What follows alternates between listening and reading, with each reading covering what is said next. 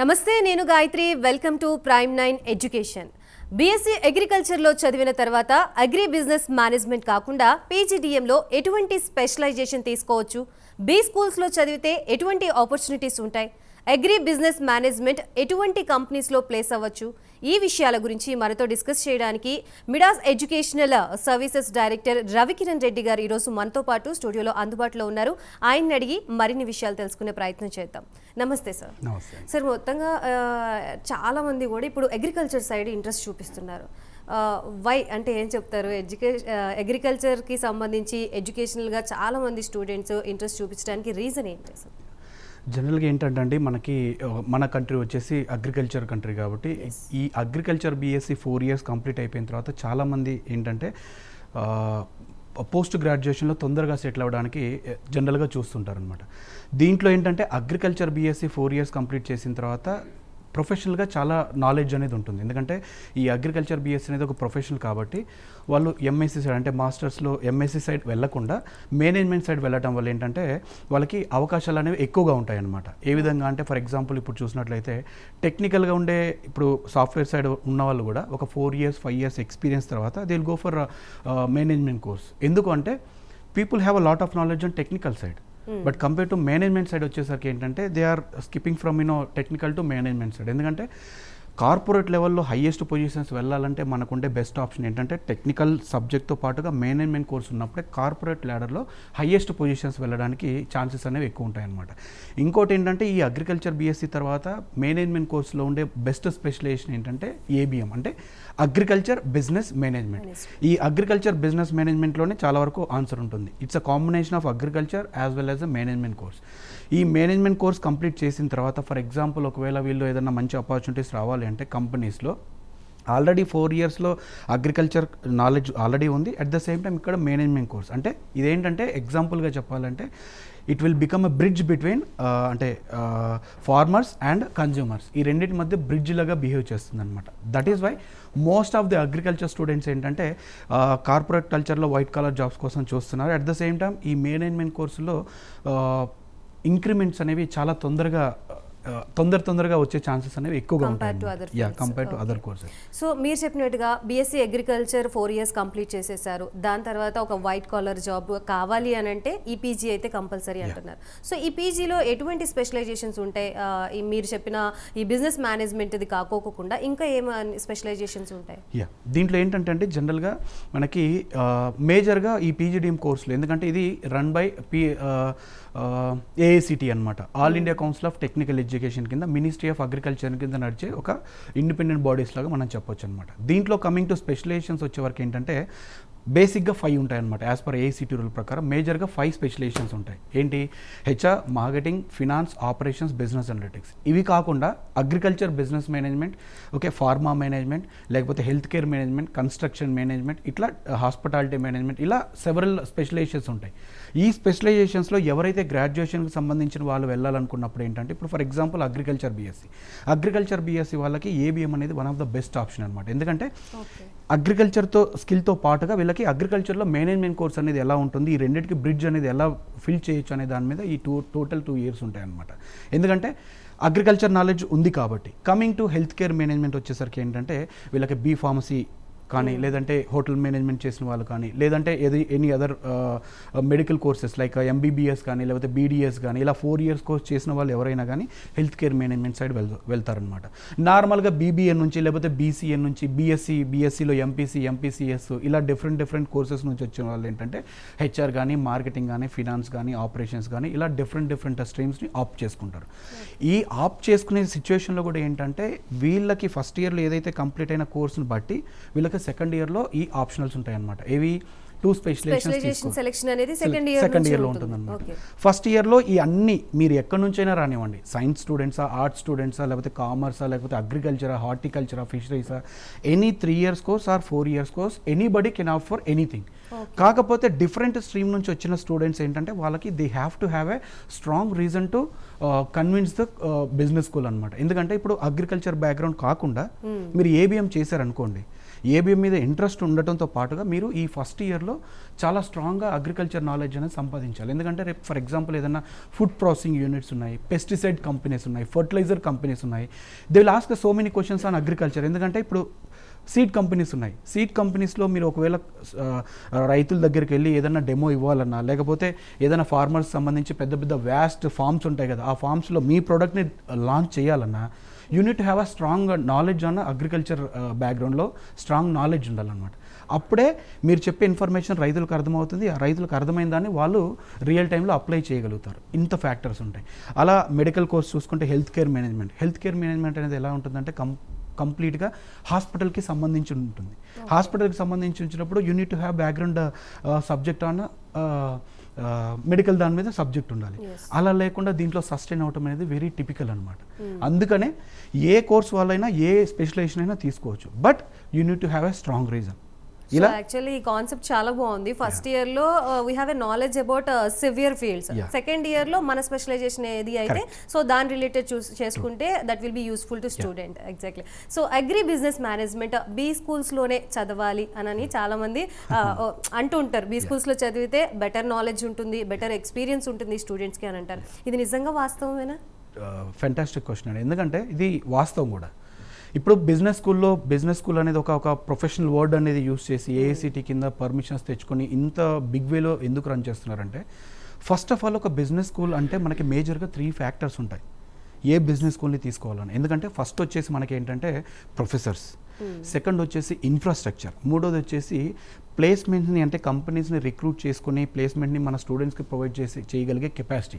ఇవి ఓన్లీ కొన్ని బిజినెస్ స్కూల్స్కి మాత్రమే ఉన్నాయి. అన్నిటికీ ఉంటాయా అంటే ఎవరికి తగ్గట్టుగా వాళ్ళ కెపాసిటీని బట్టి తీసుకొస్తుంటారు.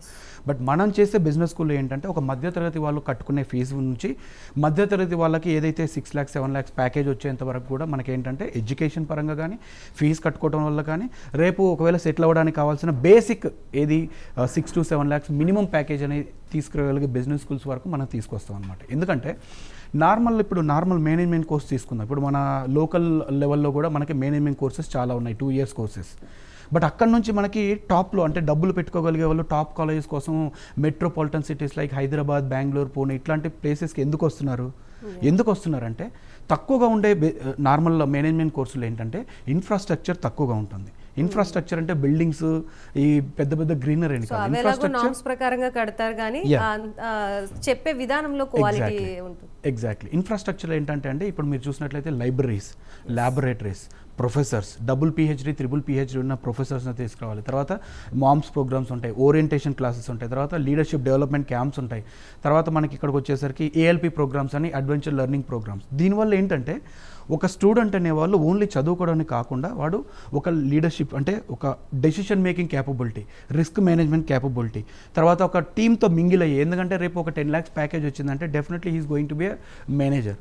అందులో ఒక టీమ్ని వేస్తారు. టీమ్ని వేసినప్పుడు ఆ 4 members ఎలా బిహేవ్ చేయాలి, వాళ్ళందరినీ ఒక తాటి మీద తీసుకొచ్చి ఆ ప్రాజెక్ట్ని ఎలా సక్సెస్ చేయాలని, ఇవన్నీ ఫ్యాక్టర్స్ ఫిజికల్గా మెంటల్గా ఈ బిజినెస్ స్కూల్స్ అనేవి ప్రిపేర్ చేస్తాయి అనమాట. సమ్ టైమ్స్ ఏంటంటే ఒక ట్రైమిస్టర్ వరకు ఈవినింగ్ 6:30 7 o'clock వరకు కూడా క్లాసెస్ రన్ చేస్తారు. దానివల్ల ఏమవుతుంది, పేషెన్స్ లెవెల్ ఇంక్రీజ్ అవుతుంది. ఎందుకంటే 10-15 lakhs ప్యాకేజ్ ఇచ్చే కంపెనీస్ నేను మార్నింగ్ 9కి వచ్చేస్తాను 4కి వెళ్ళిపోతానంటే కుదరదు. ఎందుకంటే more than 10 hours being a leader, being a responsible person, you need to spend more time on in offices అనమాట. దీనివల్ల ఏంటి, టీంని కూడా మిమ్మల్ని చూసి చాలా ఇన్స్పైర్ అవుతూ ఉంటారు. అరే మా మేనేజర్ ఇంత టైం స్పెండ్ చేస్తున్నారు అంటే. ఇవన్నీ కూడా ఏంటంటే బిజినెస్ స్కూల్స్ మాత్రమే చేయగలుగుతాయి. ఎందుకు, బిజినెస్ స్కూల్స్లో బెస్ట్ ఇన్ఫ్రాస్ట్రక్చర్ చేయాలంటే హైయెస్ట్ మనీ అనేది ఇన్వెస్ట్ చేయాల్సి వస్తుంది. బిజినెస్ స్కూల్లో కూడా ఏంటంటే నార్మల్ మేనేజ్మెంట్ కోర్సెస్ ప్రొవైడ్ చేసే కాలేజెస్ పోల్చుకుంటే దీంట్లో ఫీజెస్ అనేది కొంచెం ఎక్కువగా ఉంటాయి. ఎందుకంటే ఇవన్నీ కూడా ఇండైరెక్ట్లీ మనకే ఇంపాక్ట్ అవుతాయి అనమాట. ఇన్ టర్మ్స్ ఆఫ్ ప్రొఫెసర్సే చూడండి, డబుల్ PhD, ట్రిపుల్ PhD ఇండస్ట్రీలో 15 years ఎక్స్పీరియన్స్ ఉన్న వాళ్ళు 30-40,000కి రారు కదా. So more than 2 lakh 3 lakh rupee. అలాంటివి 50 members regular faculty, 10 to 15 members guest ఫ్యాకల్టీని తీసుకురావడం అంటే అది చాలా ఖర్చుతో కూడుకున్నది. అది ఓన్లీ ప్రొఫెషనల్ బిజినెస్ స్కూల్స్ మాత్రమే చేయగలుగుతాయి. ఇవన్నీ ఫ్యాక్టర్స్ని బట్టి ఏంటంటే మనకి అల్టిమేట్గా స్టూడెంట్ అనే వాళ్ళకి బ్యాంక్ బ్యాలెన్స్ ఇంక్రీజ్ అవ్వాలి, మంచి కంపెనీలో ప్లేస్ అవ్వాలంటే వన్ ఆఫ్ ద బెస్ట్ ఇన్స్టిట్యూషన్స్లో మాత్రమే మనం జాయిన్ అవ్వాలి. మేము కూడా అదే చేస్తూ ఉంటాం. మీరు చెప్పిందంతా ఒక ఎత్తు అయితే, ఇప్పుడు ఒక పర్సన్ యొక్క ప్రొఫైల్, ఒక స్టూడెంట్ యొక్క ప్రొఫైల్ చూసుకుంటే ఎక్కడ చదివారు అనేది కూడా చాలా ఇంపార్టెంట్. ఇంక్లూడింగ్ పర్సంటేజ్ ఇవన్నీ తీసేసినప్పటికీ కూడా ఫస్ట్ ఇంప్రెషన్ ఎక్కడ పడుతుందంటే ఏ బి స్కూల్ నుంచి వచ్చారు, ఏ యూనివర్సిటీ నుంచి వచ్చారు, that will be important compare to percentage. So అది ఎక్కువ వెయిటేజ్ ఇస్తుంది అని అంటారు. ఓకే, సో మరి ఈ బీ స్కూల్స్లో లెర్నింగ్ ప్రాసెస్ అనేది ఎలా ఉంటుంది compare to normal colleges? See one of the best terminology అండి ఏది లెర్నింగ్ ప్రాసెస్ అనేది. ఎందుకంటే ఇప్పటి వరకు గ్రాడ్యుయేషన్లో అదే 3 years కానీ 4 years కానీ ఏది చేసినా కానీ ప్రొఫెసర్ బోర్డు మీద చెప్పింది మనం నోట్బుక్ మీద రాసుకుని మనం క్వశ్చన్ పేపర్ ఆన్సర్ పేపర్ మీద రాస్తూ ఉంటాం, రైట్? ఇక్కడ ఏంటంటే ఎవ్రీథింగ్ కూడా ఈ మేనేజ్మెంట్ కోర్సులో బేస్డ్ ఆన్ అనలైజేషన్ మీదే ఉంటుందన్నమాట. ఎందుకంటే జనరల్గా ఇక్కడ లెర్నింగ్ ప్రాసెస్ ఎలా ఉంటుందంటే మేజర్గా 4 ఫ్యాక్టర్స్ ఉంటాయి. బేస్డ్ ఆన్ ప్రొఫెసర్స్, తర్వాత ఇంటర్న్షిప్స్ ఉంటాయి, తర్వాత మనకి అల్యూమినీ ప్రోగ్రామ్స్ ఉంటాయి. ఇలా మనకి 4 to 5 ఫ్యాక్టర్స్ అనేవి చాలా వరకు ఇంపాక్ట్ అవుతుంటాయి. ఇక్కడ కూడా ఏంటి అంటే మనకి న్యూస్ పేపర్ అనాలిసిస్ అని, అంటే డెఫినెట్గా ప్రతి స్టూడెంట్ న్యూస్ పేపర్ అనేది చదువుతూ ఉండాలి. ఎందుకు చదువుతూ ఉండాలంటే ఒక హెడ్డింగ్ని చూడగానే అందులో ఉండే మొత్తం కంటెంట్ కూడా చెప్పగలిగే కెపాసిటీ అనేది ఎప్పుడైతే వీరు అనలైజ్ చేస్తారో సబ్జెక్ట్ని, ఎందుకంటే క్వశ్చన్ టు ఆన్సర్ కాకుండా టాపిక్ టు టాపిక్, ఎప్పుడైతే టాపిక్ టు టాపిక్ అనేది వస్తుందో జస్ట్ హెడ్డింగ్ ద్వారా వాళ్ళు మొత్తం కూడా ఆ పారాగ్రాఫ్ మొత్తం కూడా అనలైజ్ చేయగలిగే కెపాసిటీ ఉన్నప్పుడు రేపు ఇంటర్వ్యూ సెషన్స్లో వెళ్ళినప్పుడు కూడా ఏంటంటే వాళ్ళు అడిగే క్వశ్చన్స్ని బట్టి ఆ టాపిక్ మీద మీకుండే ఐడియాస్ అల్టిమేట్గా ఏంటంటే ఇంటర్వ్యూలో ఏం చూస్తారంటే ఫలానా రవి అనే పర్సన్ ఇంటర్వ్యూవర్ ముందు కూర్చున్నప్పుడు రవి ఐడియాస్ అనేది కంపెనీకి ఏ విధంగా ఉపయోగపడుతుంది, యూస్ఫుల్ అవుతాయి, because of my ideas how company grow అవుతుంది in terms of money wise, in terms of placement wise, in terms of people wise, అన్ని విధాలుగా ఏ విధంగా ఇంక్రీజ్ అవుతుంది. ప్లస్ ఇంకోటి ఏంటంటే నా ఐడియాస్ వల్ల ఇతనికి లీడర్షిప్ క్వాలిటీస్ ఉన్నాయా లేదా అని చూసి నెక్స్ట్ లెవెల్కి వెళ్ళడానికి కూడా ఇవన్నీ ఇంపాక్ట్ అవుతాయి అన్నమాట. ఎస్, మీరు చెప్పినట్టుగా ఏబిఎం చదివిన స్టూడెంట్స్కి నార్మల్ కాలేజెస్లో చదివిన స్టూడెంట్స్కి మెచ్యూరిటీ లెవెల్లో కానీ లేకపోతే వే ఆఫ్ థింకింగ్ ప్రాసెస్లో కూడా చాలా డిఫరెన్స్ ఉంటుంది. సో ఈ బీ స్కూల్లో చదివిన స్టూడెంట్స్ కూడా ఇంటర్నేషనల్ ఎక్స్పో ఎక్కువగా ఉంటుంది వాళ్ళలో compare to these people. So ఈ ఇంటర్నేషనల్ ఎక్స్పోకి వెళ్ళినప్పుడు ఎటువంటి ప్రొవైడింగ్ అనేది ఉంటుంది ఇటు బీ స్కూల్స్ తరపు నుంచి కానీ, లేకపోతే ఇంటర్న్స్కి వెళ్ళినప్పుడు వాళ్ళు ఎలా ఉంటారు ఏంటి compare to these people? Fantastic అండి. జనరల్గా ఏంటంటే ఇప్పుడు మనకి ఈ పీజీడిఎంలో వచ్చేది ఓన్లీ మనకి ఇండియా లెవెల్లోనే జాబ్స్ ఉండవు, సమ్ టైమ్స్ అబ్రాడ్ కూడా. అబ్రాడ్ కంపెనీస్ అంటే ఇంటర్నేషనల్ ప్యాకేజెస్ కూడా, ఇంటర్నేషనల్ కంపెనీస్ కూడా వచ్చే ఛాన్స్ ఉంటుంది. ఇంటర్నేషనల్ కంపెనీస్ రాకపోయినా సరే ఇంటర్నేషనల్ ఎక్స్పోజర్ అనేది ప్రతి స్టూడెంట్కి అవసరం. ఎందుకంటే ఫర్ ఎగ్జాంపుల్ ఇక్కడ ఏదైతే ఇండియా లెవెల్లో ఎక్స్పోజర్ ఏదైతే ఉందో అంటే మన ఐడియాస్ కానీ, ఒకవేళ మనం చదివే విధానం కానీ, మనం ఇంటర్వ్యూ చేసే విధానం కానీ, మనం పర్ఫామ్ చేసే విధానం కానీ, లేదా మన పేషెన్స్ లెవెల్ కానీ, లీడర్షిప్ క్వాలిటీస్ కానీ, ఇవన్నీ మన లెవెల్లోనే చూస్తాం. కానీ పీజీడిఎం స్టూడెంట్కి కంపల్సరిగా ఇంటర్నేషనల్ ఎక్స్పోజర్ అనేది చాలా ఉపయోగపడుతుంది అనమాట, ఇన్ టర్మ్స్ ఆఫ్ జాబ్ వైజ్గా కానీ, ఇంటర్నేషనల్లో జాబ్ వచ్చినా కానీ. ఎందుకంటే ఇక్కడ మనకి క్రాస్ కొలాబరేషన్ అనేది చాలా ఇంపార్టెంట్, ముఖ్యమైన విషయం. ఇందులో మనకి ముఖ్యంగా చూస్తే ఎకనామిక్స్, మార్కెటింగ్, ఫినాన్స్ అనేది జనరల్గా తీసుకునే స్పెషలైజేషన్ ఆర్ గ్రాడ్యుయేషన్లో బీబీఏ, బీకామ్ చేసే వాళ్ళకు ఉంటుంది. కానీ అగ్రికల్చర్ స్టూడెంట్స్కి ఎలా ఉంటుందంటే ఎన్విరాన్మెంటల్ సైన్స్ గురించి కూడా సంబంధించి 15 years 20 years ఎక్స్పోజర్ ఎవరైతే ఎక్స్పీరియన్స్డ్ ఫ్యాకల్టీ కానీ, ఎక్స్పీరియన్స్డ్ మేనేజర్స్ లెవెల్లో, లేకపోతే డిపార్ట్మెంట్ హెడ్, లేకపోతే ఎంటైర్ బ్రాంచ్ హెడ్ ఎవరైతే ఉన్నారో వాళ్ళతో వీళ్ళకి ఇంటరాక్షన్ సెషన్స్ జరుగుతాయి అనమాట. మొన్న రీసెంట్గా వన్ ఆఫ్ ద బెస్ట్ కాలేజ్లో బెంగళూరులో ఒక ఇంటర్న్స్ అనమాట, అంటే ఆల్రెడీ జాబ్స్ ఎవరైతే ఉన్నారో జాబ్స్ చేసేవాళ్ళు, అల్యూమినీస్ ఎవరైతే ఉన్నారో వాళ్ళతోటి ఇంటరాక్షన్ సెషన్స్ అనేది ఇంటర్నేషనల్ లెవెల్లో దుబాయ్లో చేశారనమాట, వన్ ఆఫ్ ద బిగ్గెస్ట్ హోటల్లో. దీనివల్ల ఏమవుతుంది, ఇప్పుడు చదివే స్టూడెంట్స్కి ఇంటర్నేషనల్లో ఉండే ఆల్రెడీ జాబ్ చేస్తున్న వాళ్ళకి డిబేట్ జరిగినప్పుడు వీళ్ళు చేసిన మిస్టేక్స్, వీళ్ళు చదువుకోవాల్సింది, వీళ్ళు చేయాల్సింది, ఏదైతే చేయగలరో ఇంప్రూవ్ చేసుకోవాల్సింది అన్ని ఫ్యాక్టర్స్ అనేవి డిబేట్ అవుతాయి. అప్పుడు ఏమవుతుంది, ఎందుకంటే దుబాయ్లో ఉండే వర్క్ కల్చర్ అనేది వీళ్ళకి అర్థమవుతుంది.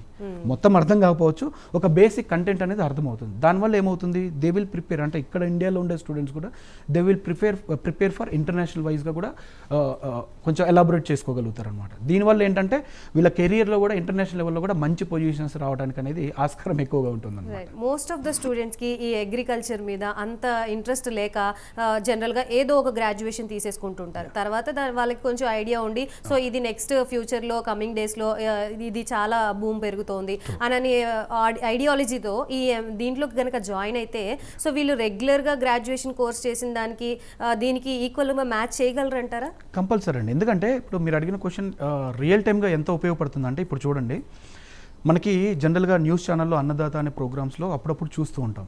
సమ్ సాఫ్ట్వేర్ ఇంజనీర్ కానీ, లేకపోతే అగ్రికల్చర్లో ఎంఎస్సీ చేసిన వాళ్ళు, అగ్రికల్చర్ బీఎస్సీ చేసిన వాళ్ళు, లేకపోతే అగ్రికల్చర్తో పాటు మేనేజ్మెంట్ కోర్స్ చేసిన వాళ్ళు, వాళ్ళకుండే ల్యాండ్లో ఆధునిక పద్ధతులు అంటే లైక్ ఎగ్జాంపుల్గా ఇజ్రాయిల్ పద్ధతిలో టొమాటోస్ని కల్టివేట్ చేస్తూ 70 to 1 crore వరకు సంపాదిస్తున్నారు. అల్టిమేట్లీ మీ ఎడ్యుకేషన్ అనేది, ఈ మేనేజ్మెంట్ కోర్స్ అనేది మీరు ఎటు చూసినా కానీ మీ మేనేజ్మెంట్ కోర్సు కంపల్సరిగా అల్టిమేట్లీ మీ బ్యాంక్ బ్యాలెన్స్ ఇంక్రీజ్ చేయడానికి ఇన్ టర్మ్స్ ఆఫ్ జాబ్ వైజ్గా కానీ, మీ ఓన్ ఏదన్నా చేయాలన్నా కానీ, మీ ఓన్గా ఏదన్నా న్యూ అంటే కొత్త కంపెనీ లాగా స్టార్ట్ చేయాలన్నా కానీ it will increase your capabilities అనమాట. ఎందుకంటే ఇక్కడ మీరు ఓన్గా పెట్టినప్పుడు హెచ్ఆర్గా మీరే యాక్ట్ చేస్తారు, ఎందుకంటే చిన్న స్మాల్ స్కేల్ ఇండస్ట్రీ కాబట్టి. ఫినాన్స్లో మీరే ఉంటారు, ఎంత వస్తుంది ఎంత పోతుంది. మార్కెటింగ్లో మీరే ఉంటారు, ఎందుకంటే being a responsible person you are the marketing guy, right. Finance చూసుకుంటారు, ఆపరేషన్స్ కూడా మీరే చూసుకుంటారు, రైట్. స్మాల్ కోడింగ్కి సంబంధించింది కూడా ఎవరినన్నా న్యూ పర్సన్ని తీసుకొని స్మాల్ స్కేల్ ఇండస్ట్రీలో డెవలప్ చేయడానికి కూడా ఈ స్కిల్ అనేది కంపల్సరీగా మీ ఓన్ ఏది చేసుకోవాలన్నా కానీ it will place a major role in your career అనమాట. Yes, exactly. ఈ ఇంటర్న్ ప్రాసెస్ అనేది ఎలా ఉంటుంది బీ స్కూల్స్లో? మేడం, ఇంటర్న్షిప్ ప్రాసెస్ అనేది ఏంటి అంటే చాలామంది ఏంటంటే దీంట్లో ఇంటర్న్షిప్ ప్రాసెస్లో మనీ వస్తేనే చాలు, నాకు పేమెంట్ ఏది స్టైఫండ్ వస్తేనే మంచి ఇంటర్న్షిప్, ఫ్రీ వస్తేనే మంచి ఇంటర్న్షిప్ కాదు అనే అపోహలో ఉంటారు. ఈ ఇంటర్న్షిప్ ప్రాసెస్ ఏంటి అంటే జాబ్కి ముందు ట్రైనింగ్ లాగా అనమాట. ఎందుకంటే దీనికి కూడా మీకు ఇంటర్వ్యూస్ అనేది కండక్ట్ చేస్తారు. జనరల్గా అగ్రికల్చర్ స్టూడెంట్స్ ఏబిఎం స్పెషలైజేషన్ చేసేవాళ్ళు కానీ, లేదంటే నార్మల్ స్పెషలైజేషన్స్ ఎవరైతే చేస్తున్నారో internship will plays a major role అనమాట. ఎందుకంటే ఎంత ఆపర్చునిటీ చూడండి, ఇక్కడ మీరు కంపెనీస్లో ఎంటర్ అవ్వడానికి, అక్కడ మొత్తం ప్రాసెస్ని అనలైజ్ చేయడానికి, అక్కడ ఉండే జాబ్ ఏదైతే జాబ్ ప్రొఫైల్ ఉంటుందో అది మొత్తం మీకు ఇండైరెక్ట్గా అర్థమైపోతుంది. అక్కడ ఇంటర్న్షిప్ వెళ్ళినప్పుడు అక్కడ మేనేజర్స్ అందరూ మీతో ఇంటరాక్ట్ అవుతుంటారు. ఎప్పుడైతే మీరు ఇంటర్వ్యూలో సెలెక్ట్ అవుతారో ఇంటర్న్షిప్లో 2 types ఉంటాయి, ఒకటి paid internship and free internship. Free internship అయినా కానీ కంపెనీ బ్యాక్గ్రౌండ్ చెక్ చేసుకుని ఆ ఇంటర్న్షిప్ వల్ల నాకు ఉపయోగపడుతుందా లేదా అనేది, ఎందుకంటే కంపెనీ ప్రొఫైల్లో ఏ రిక్రూట్మెంట్ జరుగుతుంది, ఏ ప్లాట్ఫామ్ ఏ స్పెషలైజేషన్ మీద ఎక్కువ రిక్రూట్మెంట్ జరుగుతుంది అనేది ఒక ఎత్తు అయితే, నార్మల్ దాంట్లో ఏంటంటే ఇది ఇంటర్న్షిప్లో నార్మల్ స్పెషలైజేషన్స్లో ఏంటంటే వాటిలో కూడా it plays a major role. ఎందుకంటే వాళ్ళు చేయబోయే జాబ్ని కళ్ళారా చూస్తూ ఉంటారు. It's a real time experience అనమాట. ఎందుకంటే మీరు ఇంటర్న్షిప్లోకి వెళ్ళిన తర్వాత దే విల్ ఒక 20 members 30 members మీ మీద ఫోకస్ చేస్తూ ఉంటారు. ఇంటర్న్షిప్లో మీరు ఎంత పేషెన్స్గా ఉన్నారు, రైట్. కార్పొరేట్లో ఎందుకంటే అన్ని రకాల ప్రెజర్స్ ఉంటాయి, ఎంత టైం స్పెండ్ చేసినా ఎవరితోటి ఏ సీనియర్స్తో ఎలా రెస్పెక్ట్ ఇస్తున్నారు, ఎలా డౌట్స్ అడుగుతున్నారు, ఎంత నాలెడ్జ్ చేస్తున్నారు. అక్కడ ఇంటర్న్షిప్ పర్ డే అయిపోయిన తర్వాత ఈవినింగ్ సెషన్స్లో ఇంటరాక్షన్ సెషన్ ఉంటుంది. ఆ ఇంటరాక్షన్ సెషన్స్లో ఎంతవరకు మీరు ఇన్వాల్వ్ అవుతున్నారు. ఇలా ఇన్వాల్వ్ అయినప్పుడు ఏంటంటే స్టూడెంట్స్కి ప్రీ ప్లేస్మెంట్ ఆఫర్ అనేది ఈ 8 weeks 7 weeks అయిపోయిన తర్వాత, 7 or 8 weeks అయిపోయిన తర్వాత ప్రీ ప్లేస్మెంట్ ఆఫర్ ఇస్తారు. ఎందుకంటే బేస్డ్ ఆన్ యువర్ క్యాపబిలిటీస్, ఏది మీరు ఇంటరాక్షన్స్లో కానీ, పేషెన్స్లో కానీ, డెసిషన్ మేకింగ్లో కానీ, మీ సీనియర్స్తో ఎలా ఇంటరాక్ట్ అవుతున్నారనే కానీ ఇవన్నీ చూసి ఏ సోర్స్ నుంచి అయినా రావచ్చు. ఎగ్జాక్ట్లీ, ఏదైనా రావచ్చు. స్టైఫండ్ రూపంలో మనీ రాకపోయినప్పటికీ కూడా డిఫరెంట్ ఫీల్డ్స్ నుంచి, ఆ సోర్సెస్ నుంచి మనకు ఒక బెస్ట్ రిజల్ట్ అయితే ఫ్యూచర్ లో వస్తుంది. దాంతో పాటుగా జాబ్ కూడా వస్తుంది. దాన్ని ప్రీ ప్లేస్మెంట్ ఆఫర్ అంటారు. ఒకవేళ మీ పెర్ఫార్మెన్స్ బాగుంది అనుకోండి, 8 lakh package on the spot, అంటే ఆ 8 weeks అయిపోయిన తర్వాత నువ్వు 2 years అయిపోయిన తర్వాత జస్ట్ జాయిన్ అయిపోవని. ఇట్స్ అ గుడ్ థింగ్ కదా.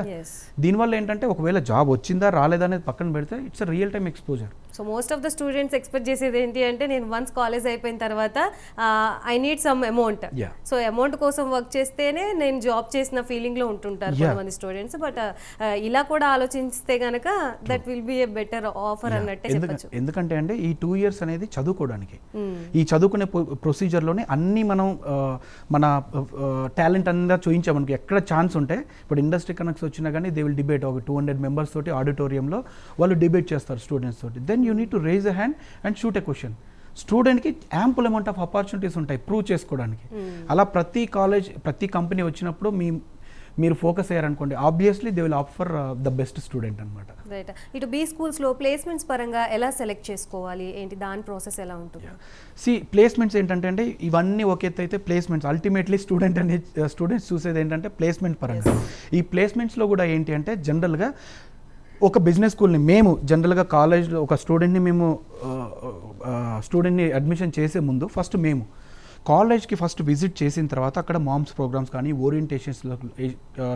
ఓరియంటేషన్స్లో కానీ first we will sit there. అసలు కాలేజ్ చరిత్ర ఏంది, ఎన్ని సంవత్సరాల నుంచి కాలేజ్ ఉంది, స్టార్టింగ్ ఇయర్ నుంచి ఇప్పటి వరకు కంపెనీస్ని ఎలా గ్రోత్ చేస్తున్నారు, ప్యాకేజెస్ పరంగా 8 lakhs ఉన్నది 10కి వెళ్తుందా, 10కి వెళ్ళింది 20కి వెళ్తుందా, 20కి వెళ్ళింది 50కి వెళ్తుందా, ఇంటర్నేషనల్ ప్యాకేజెస్ ఏమైనా ఇస్తున్నారా, ఇవన్నీ చూసిన తర్వాత మాత్రమే ఒక స్టూడెంట్కి మేము స్ట్రాంగ్గా గైడెన్స్ చేయగలం. అలాగే స్టూడెంట్స్కి ఈ మీడియా మాధ్యమం ద్వారా ఇచ్చేది ఏంటి అంటే, ఒక కాలేజ్ని ప్లేస్మెంట్ పరంగా సెలెక్ట్ చేసుకునేటప్పుడు ఏంటంటే జనరల్గా బిజినెస్ స్కూల్లో ఫస్ట్ ఆఫ్ ఆల్ 85 to 90% అంటే 100లో 90 మెంబర్స్కి ప్లేస్మెంట్ ఇచ్చే బిజినెస్ స్కూల్స్ వరకు మాత్రమే మేము జనరల్గా స్టూడెంట్స్ని రిఫర్ చేస్తూ ఉంటాం, రైట్. దీంట్లో కూడా ఏంటంటే ప్లేస్మెంట్ పరంగా ఇప్పుడు బెంగళూరు కాలేజ్ చూసుకున్నట్లయితే ఫస్ట్ 2008 నుంచి ఇప్పటి వరకు ఏంటంటే వాళ్ళ గ్రోత్ రేట్ ఎలా చూస్తాం.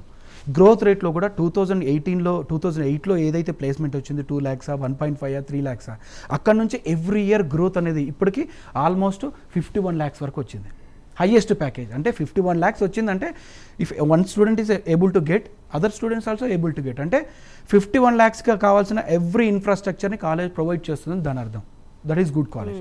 అది కాకుండా మీడియం ప్యాకేజ్ ఏదైతే ఉందో 8 lakhs to 12 lakhs అనేది ఏదైతే మీడియంగా నడుస్తుందో అలాంటి బిజినెస్ స్కూల్ని మేము ఎక్కువగా ప్రమోట్ చేయడం జరుగుతుంది. ఎందుకంటే హైయెస్ట్ ప్యాకేజ్ అనేది వెరీ లెస్, అది జనరల్గా అందరికీ తెలిసింది. అలా కాకుండా మీడియం అంటే 8 to 12 lakhs ప్యాకేజ్ అనేది ఎంతమందికి వస్తుంది అనేది ఫస్ట్ మేము ప్రిఫర్ చేసేది. ఎందుకంటే మనం పెద్దోళ్ళు చెప్తారు కదా, ఫస్ట్ మీడియంగా చూసుకో తర్వాత హై లెవెల్లో అని. మీడియంగా చూసుకున్నా కానీ 8 to 12 lakhs అనేది very decent income in metropolitan cities like హైదరాబాద్లో కానీ, బెంగళూరులో కానీ, పూణేలో కానీ ఇట్లాంటి మెట్రోపాలిటన్ సిటీస్లో వెరీ డీసెంట్ ఇన్కమ్.